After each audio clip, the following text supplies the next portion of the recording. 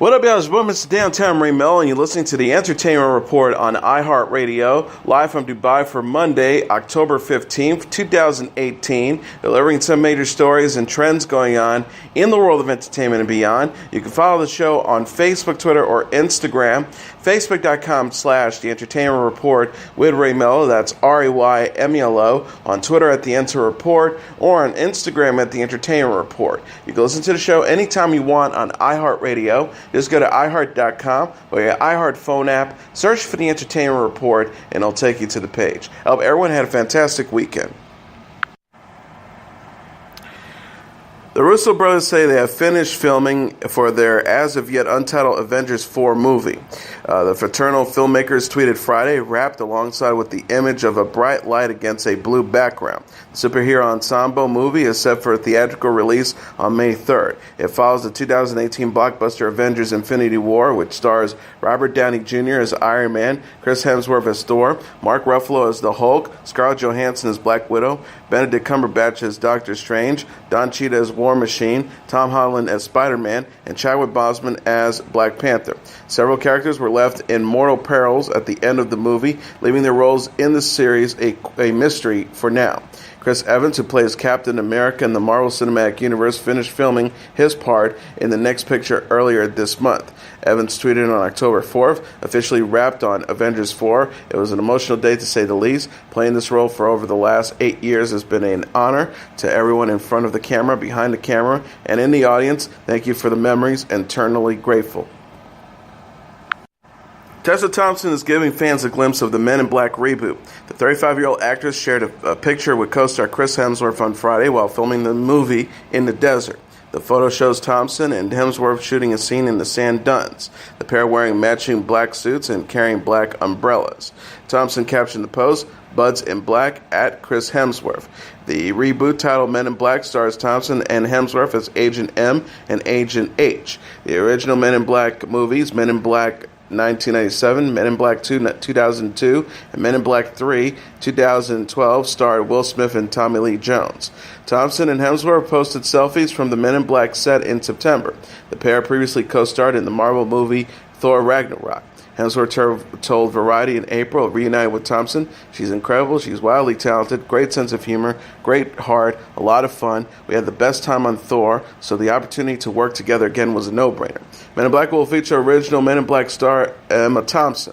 The movie also co-stars Liam Neeson, Kamal Najani, and Rebecca Ferguson, and opens in theaters in June 2019. New Doctor Who showrunner Chris Chibnall says he would love to work with Harry Potter creator J.K. Rowling. Chibnall confirmed to reporters at New York Comic Con that Rowling had been in talks to collaborate with former Doctor Who showrunner Russell T. Davies and actor David Tennant years ago, but nothing came of it before Davies and Tennant left the sci-fi series. Asked if he would be interested in teaming up with Rowling, Chibnall replied, "If J.K. Rowling wants to have anything to do with Doctor Who, please give her my phone number." He added, "I think she's one of our greatest living writers. I think Harry Potter is an absolute transcendent piece of work and continues to be with the theater play and with Fantastic Beasts. J.K. Rowling is a genius, and if she ever even wants to see what we do on Doctor Who, you tell her from me, the door is open." The new season of Doctor Who debuted last week on the BBC and BBC America, with Jodie Whittaker taking over the role of the titular time traveler from Peter Capaldi, who left the show after 3 seasons. Chibnall and Whittaker previously worked together on the drama Broadchurch. Cars castmates Michael Keaton and Owen Wilson are set to co-star with Nekar Zagan in a 2-part episode of IFC's documentary Now. Both chapters are scheduled to air back-to-back February 20th. Wilson will play a cult leader in 1980s Oregon, while Zagan will be his assistant, and Keaton portrays the FBI agent who tries to bring the Enterprise down. Documentary Now was co-created by Fred Armisen, Bill Hader, Seth Meyers, and Rhys Thompson. It is executive produced by Lorne Michaels. IFC original programming SVP Christina Aguilera said in a statement, "After years of trying to start a cult of our own, we're happily outsourced the heavy lifting to the brilliant team behind Documentary Now, and they has always delivered. Seeing these episodes have caused the IFC staff to zealously follow the teachings of Owen Wilson. Keaton is best known for his roles in Spider-Man Homecoming, Birdman, Spotlight, Batman, Johnny Dangerously, and Mr. Mom. Wilson's credits include The Zoolander and Night of the Museum movies, as well as The Royal Tenenbaums and The Life Aquatic of Steve Zissou. Alec Baldwin reprised his role of U.S. President Donald Trump on this weekend's edition of Saturday Night Live. The sketch that opened the third episode of SNL Season 44 lampooned Trump's Oval Office meeting last week with football great Jim Brown and Make America Great Again hat-wearing rapper Kanye West. The 6-minute clip has gotten nearly 1 million views since it was posted on YouTube early Sunday. Baldwin, as Trump says in the sketch, "Thank you all for joining us today for this important discussion. It is no way a publicity stunt. This is a serious private conversation between 3 friends and 50 reporters with cameras." Chris Redd, as West, said, "I flew here using the power of this hat before speaking in a stream of conscious manner about how he is a prisoner in another dimension and the 13th Amendment to the U.S. Constitution is a trap door." Baldwin, as Trump, is then heard in voiceover thinking, "Ooh, this guy, it might be cuckoo. I was in a room with Kim Jong-un and Dennis Rodman, and they made a lot more sense than him." As West continued to flit from topic to topic, Trump thought, "This guy can talk. He doesn't stop. He doesn't listen to anyone but himself. Who does he remind me of?" West continued, "I really have a high IQ. I'm a stable genius. I got a brain, and I've got the best words." Trump said, "Oh my God, he's black me." Keaton Thompson, who played Brown and who looks astounded through most of West's rant, is heard in the voiceover thinking, "Oh my Lord, what have I got myself into? I've been in coalitions with Bill Cosby and O.J. Simpson, and this is the first time I am having regrets." Former SNL head writer Seth Meyers was the episode's guest host, and Paul Simon was the evening's musical act. Baldwin has been playing the recurring role of Trump since 2016. This was his first appearance on the show this season. Oscar-winning actress Marcia Gay Harden has signed on to star in the Lifetime movie Love You to Death. Alex Killian-Munoz is directing the project from a screenplay by Anthony Jawinski. Killian-Munoz previously helmed the cable network's picture Cleveland Abduction in 2015. The press release says, inspired by a true story, Love You to Death is a shocking tale of a mother and daughter who are nothing like they seem. Their tumultuous relationship ends in a brutal murder. Camille and Ismail are well known in their community. Ismail as a sickly, childlike, will-bound daughter, and Camille is a perfect caretaker and mother. They seem perfect pair until Camille is found stabbed to death in her home, and Ismail has vanished, believed to be kidnapped by the killer. But when Ismail is found, a terrible secret emerges.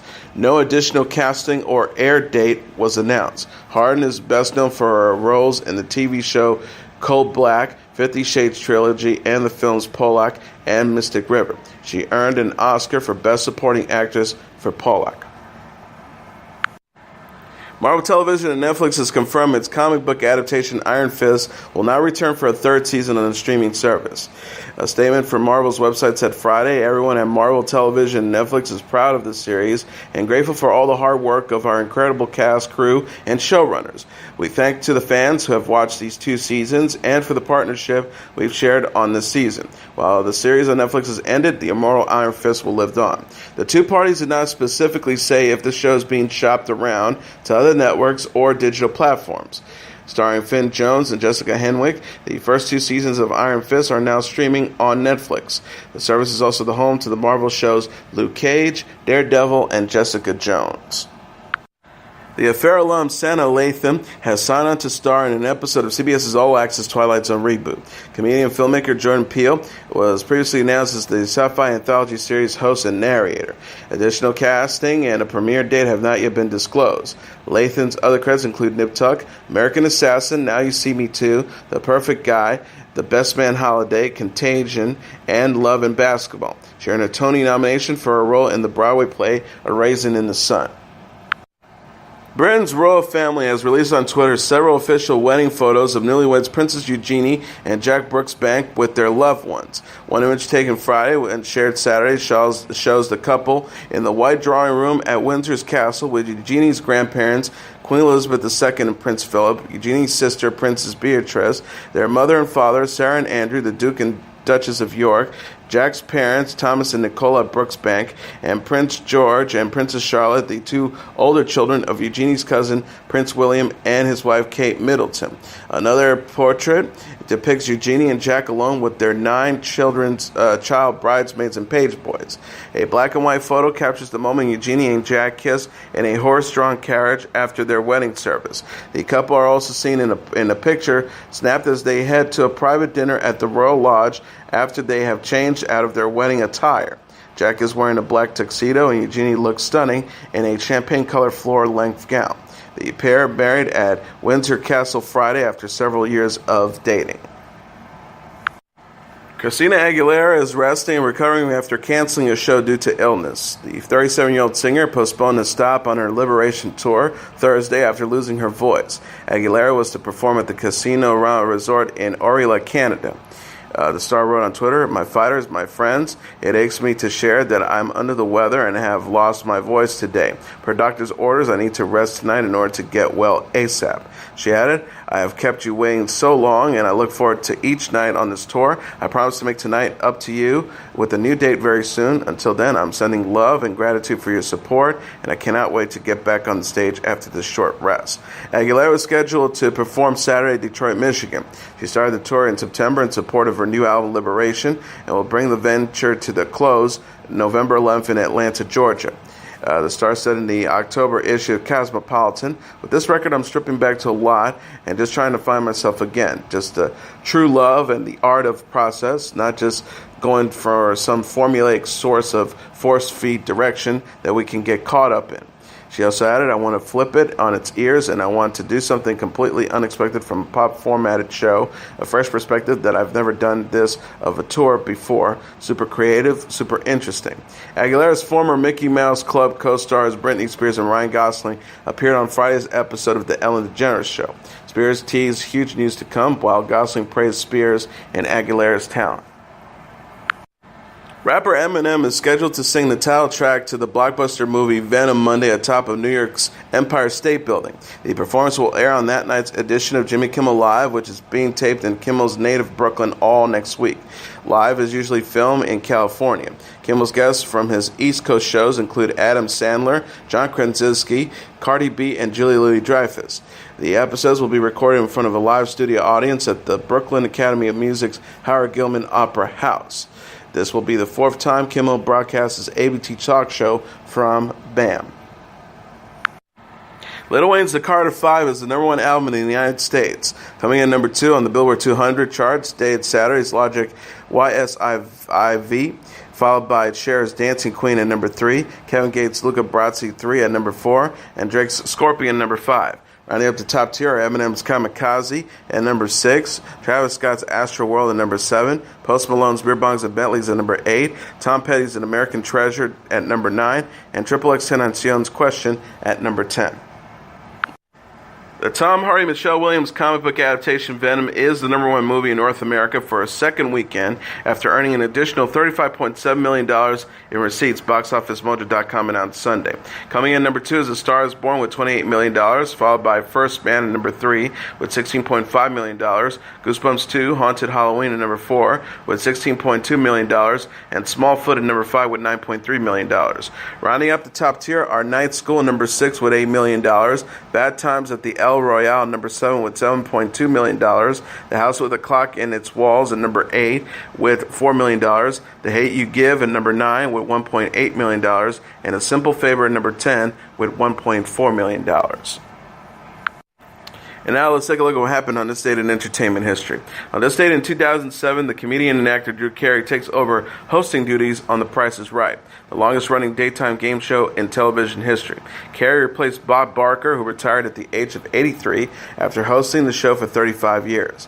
Barker, who was born on December 12, 1923, began his career in radio. In 1956, he made his national TV debut as the host of the game show Truth or Consequences. He began hosting The Price is Right on September 4, 1972. The show format centered around contestants bidding on the retail value of one product.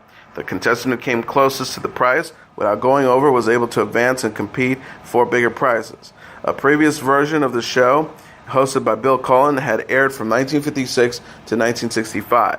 In the late 1970s, Barker became a vegetarian and an animal rights activist.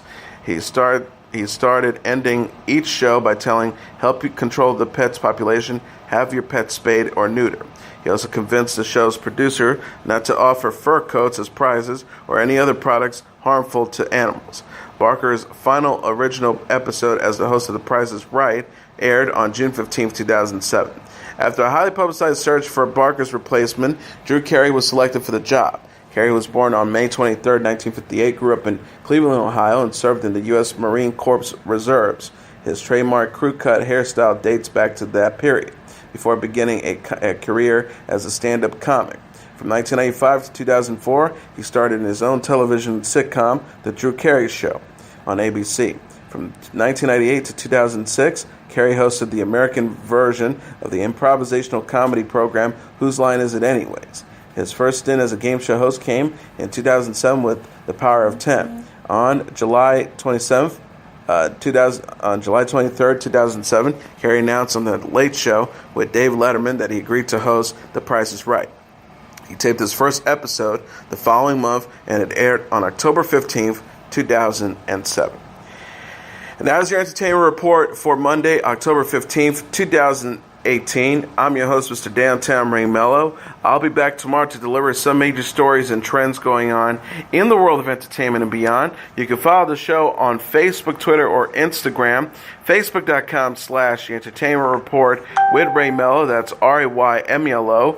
On Twitter at The Enter Report, or on Instagram at The Entertainment Report. You can listen to this episode or any previous episodes of The Entertainment Report anytime you want on iHeartRadio. Just go to iHeart.com or your iHeart phone app, search for The Entertainment Report, and it'll take you to the page. Good night, and God bless you all.